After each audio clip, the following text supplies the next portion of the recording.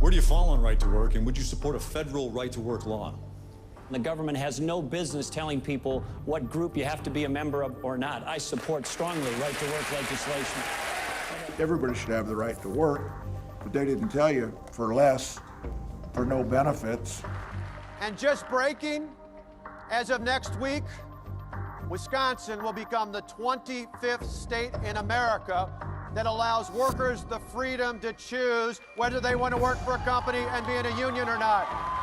Right-to-work laws were first enacted in the 1940s. In fact, some of the first states to embrace right-to-work were southern states, where racist politicians promoted these laws in order to keep black workers from unionizing and gaining stronger bargaining power.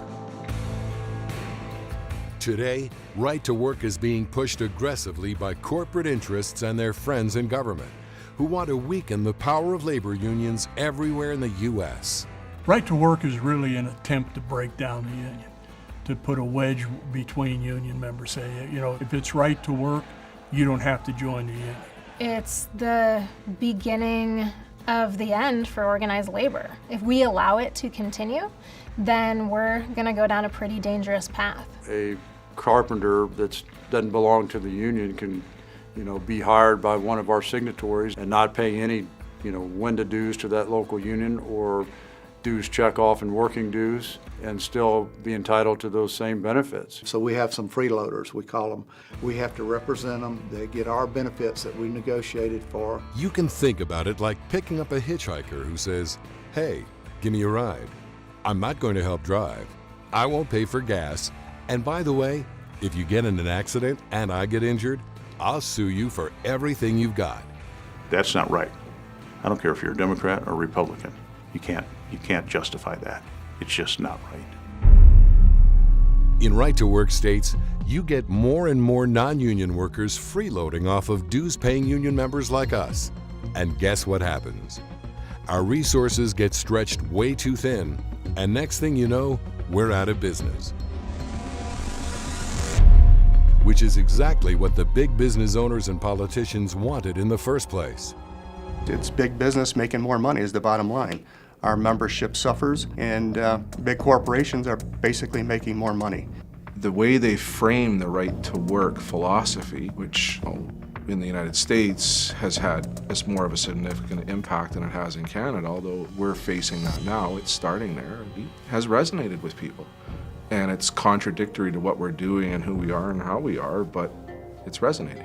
They want to come in and tell people it's an option to pay union dues. And they want to put us out of business. Essentially, anyone could work on union work and enjoy the benefits that we've bargained, enjoy the pensions that we've put together over the last 100 years, and they don't have to pay for that. And so that basically weakens the union's ability to have resources to fight for what we do every day. With us out of the way, they can drive down wages and destroy our way of life. It may already be happening where you live. I don't think that there's been another time in the history of union and employer on two sides where they've funneled as much money into breaking unions.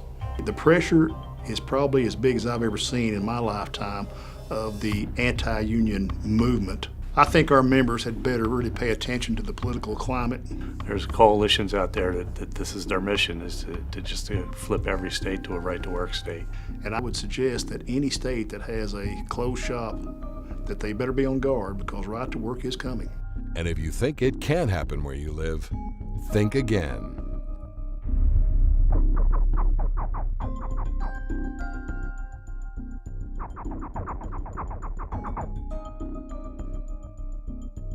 The threat to our union is clear and present, but we still have the power to fight back.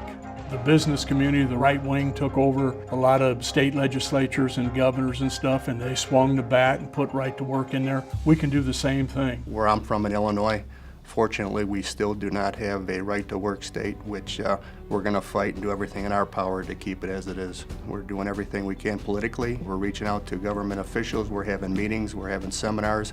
And when we work together and fight together, we can win. After the state of Missouri passed right-to-work legislation in 2017, labor unions joined together and killed the law before it went into effect. It's a battle that's fought every day and will continue to be fought every day, but it's a battle that's much easier to win if all of our members are helping us and we're pulling in the same direction. We are the carpenters! We are the carpenters!